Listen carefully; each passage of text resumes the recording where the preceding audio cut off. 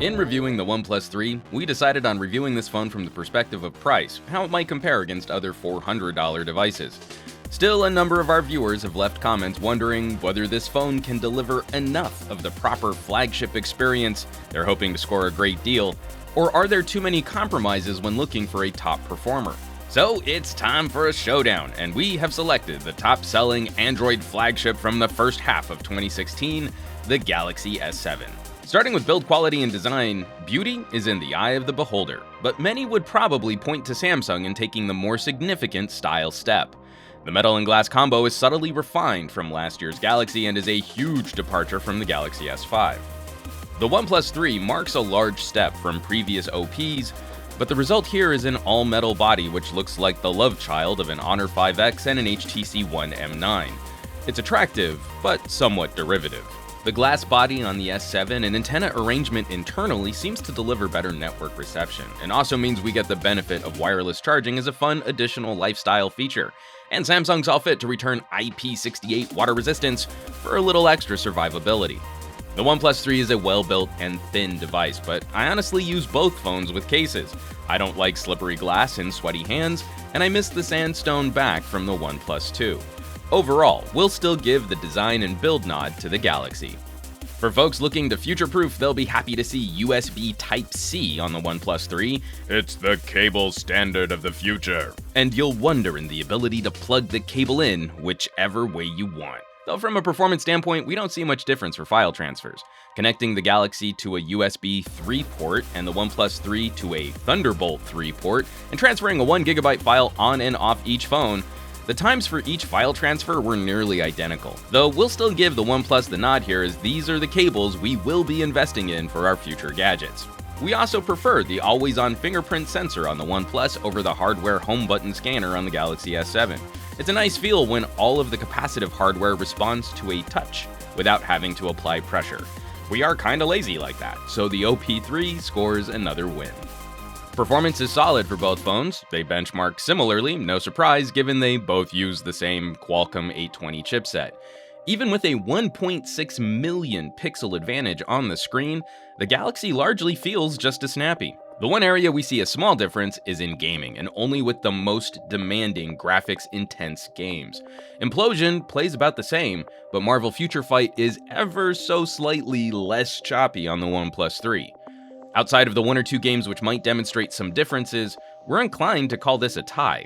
Speaking of that resolution though, there's simply no contest for best display. Samsung has been evolving its AMOLED expertise since the original Galaxy S. The display is not only brighter, but features a more sophisticated contrast shifting mode for better outdoor readability.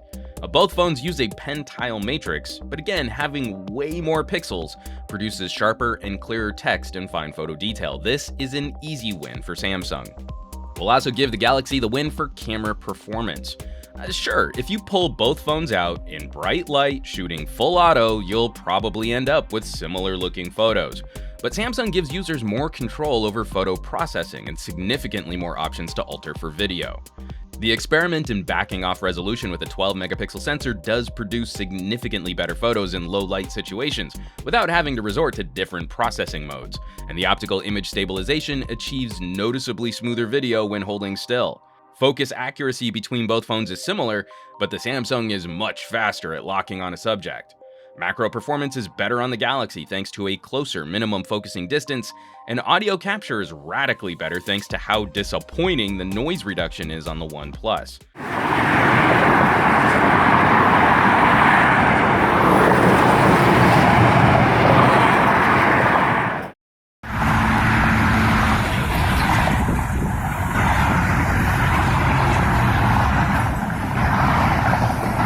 To be sure, the Oneplus camera is good, maybe very good, but it's competing against an excellent phone camera on the Galaxy.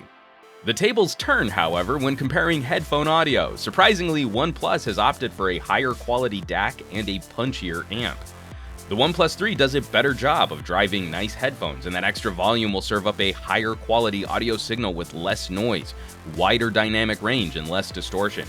Very well done indeed, as companies can often overlook those of us who enjoy higher quality headphone playback.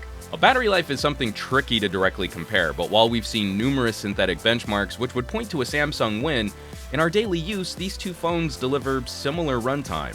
In our movie test, streaming 30 minutes of HD video over Wi-Fi at 50% brightness, both phones drained about 5% of their batteries. What is a more interesting fight is recharge time.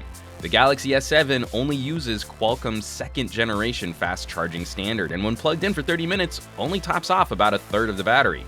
Oneplus uses a proprietary standard called Dash, which charged almost twice as fast, while remaining fairly cool to the touch. The issue, though, is the proprietary hardware needed to use Dash charging. The charger and cables need to be Oneplus approved. Otherwise, the charging speed is much slower.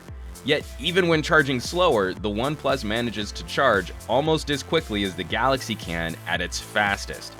We're inclined to give the overall power management nod to the OnePlus. This comparison's long enough, so let's wrap this up. Never settle is a feel-good marketing term, but there are plenty of reasons why someone might opt to spend more for a phone.